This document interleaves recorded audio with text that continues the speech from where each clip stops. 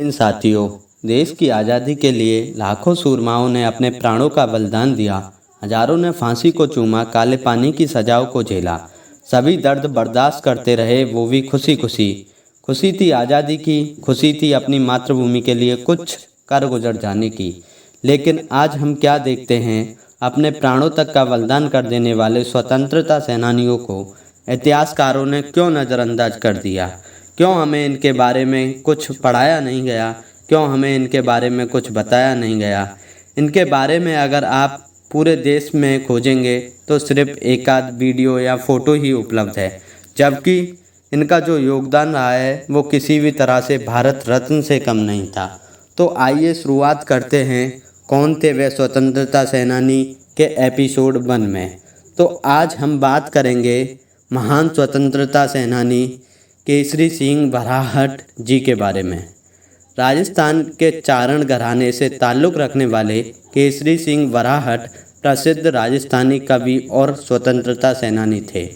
उनका जन्म 21 नवंबर 1872 को शाहपुरा सियासत के देवपुरा गांव में हुआ था। उन्होंने बंगला, मराठी, गुजराती आदि भाषाओं के साथ इतिहास, मनोविज्ञान, खगोलशास्त्र तथा ज्योतिष का अध्ययन भी किया था। जब केसरी सिंह 1 महीने के थे तभी उनकी मां का निधन हो गया था, अतः उनका लालन पालन उनकी दादी मां ने किया। इनकी शिक्षा उदयपुर में हुई।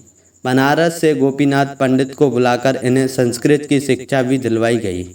केसरी सिंह बरहाट अपने पढ़ने के लिए उनके पिता कृष्ण सिंह प्रसिद्ध पुस्तकालय कृष्णवाणी विलास भी उपलब्ध था। इसके अलावा पिंगल डिंगल भाषा में काव्य सृजन करना उन्हें विरासत में मिला था, क्योंकि चारण घराने का साहित्य ऐसी भाषा शैली में लिखा गया था। पिंगल शब्द राजस्थान और ब्रज के सम्मिलित क्षेत्र में विकसित और चारणों में प्रचलित ब्रज की एक शैली के लिए प्रयुक्त हुआ है। तो राजस्थानी की प्रमुख बोली मारवाड़ी साहित्य रूप डिंगल शैली है।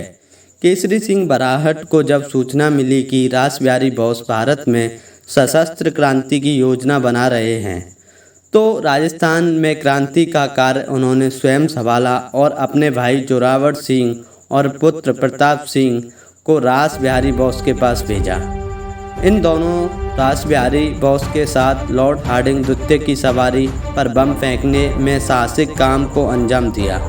केसरी सिंह के बेटे वीर प्रताप को अंग्रेजों ने 1917 में बनारस षड्यंत्र अभियोग में पकड़ लिया और उन्होंने कठोर यातना सहकर भी अपने क्रांतिकारी साथियों का भेद ब्रिटिश सरकार को नहीं दिया। बताया जाता है कि जब उनकी मां की दशा के बारे में बताया गया तो वीर प्रताप ने कहा था, मेरी मां रोती है तो रोने दो। मैं अपनी मां को हंसाने के लिए हजारों माताओं को नहीं रुलाना चाहता।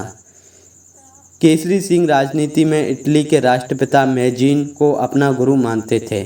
मैजनी की जीवनी वीर सावरकर ने लंदन में पढ़ाते समय मराठी में लिखकर गुप्त रूप से लोकमान्य तिलक को भेजी थी, क्योंकि उस समय मैजनी की जीवनी पर लिखी किताब पर ब्रिटिश साम्राज्य ने पाबंदी लगा रखी थी। केसरी सिंह ने इस मराठी पुस्तक का हिंदी अनुवाद किया था। साल 1903 में जब लॉर्ड कर्जन द्वारा आयोजित दिल्ली दरबार में सभी राजाओं के साथ मेवाड़ के महाराणा को जाना राजस्थान के क्रांतिकारियों को उचित नहीं लग रहा था, तो उन्होंने रोकने की जिम्मेदारी सबने क्रांतिकारी कवि केसरी सिंह बरहाट को दी। जब समय उन्होंने प्रसिद्ध चेतावनी राज चुंगटया नामक सोरठे रचे, जिन्हें पढ़कर महाराणा अत्यधिक प्रभावित हुए और दिल्ली दरबार में जाने का ना निश्चय किया। वे दिल्ली आने के बावजूद भी समारोह में शामिल नहीं हुए। इस रचना में उन्होंने अंग्रेजों के विरुद्ध अपनी अभिव्यक्ति स्पष्ट कर दी थी। उनका विश्वास था कि आज़ादी सशस्त्र क्रांति के माध्यम से ही संभव है। साल 1910 में उन्होंने आमेर में वीर भारत सभा की स्थापना की थी। सशस्त्र क्रांति की तैयारी के लिए प्रथम विश्व युद्ध 1914 के प्रारंभ में ही वे इस कार्य में जुट गए। उन्होंने कारतूसों का एक पार्सल बनारस के क्रांतिकारियों को भेजा व सियासती और ब्रिटिश सेना के सैनिकों से संपर्क किया। ब्रिटिश सरकार की गुप्तचर रिपोर्ट में राजपूताना में क्रांति फैलने के लिए केसरी सिंह बराहट व अर्जुन लाल सेठी को खास जिम्मेदार माना गया था। साल 1912 में राजपूताना में ब्रिटिश सीआईडी द्वारा जिन व्यक्तियों की निगरानी रखी जानी थी, उनमें केसरी सिंह का नाम राष्ट्रीय अभिलेखागार की सूची में सबसे ऊपर था। केसरी सिंह को शाहपुरा में ब्रिटिश सरकार द्वारा दिल्ली लाहौर षड्यंत्र केस में राजद्रोह, षड्यंत्र व कत्ल आदि के जुर्म लगाकर 21 मार्च 1914 को गिरफ्तार किया गया। जिस दिन केसरी सिंह को गिरफ्तार किया गया, उसी दिन से उन्होंने अन्न त्याग दिया। उन्हें वह था कि गुप्त बातें उगलवाने के लिए पुलिस कोई ऐसी चीज़ ना खिला दे जिससे उनके दिमाग पर असर पड़े। इस प्रण को उन्होंने 5 वर्ष तक जेल जीवन में निभाया। इस मुकदमे में केसरी सिंह को कई वर्षों की सख्त कैद की सज़ा सुनाई गई और राजस्थान से दूर हाजिरबाग केंद्रीय जेल बिहार भेज दिया गया।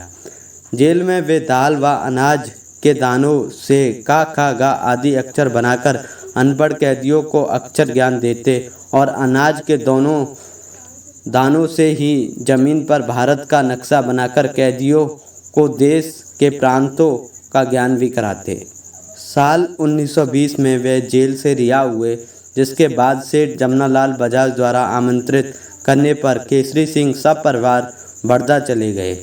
बड़ौदा में उनके नाम से राजस्थान केसरी नामक साप्ताहिक समाचार पत्र शुरू किया गया, जिसके संपादक विजय सिंह पाठक थे। बड़ौदा में ही केसरी सिंह का महात्मा गांधी जी से संपर्क हुआ।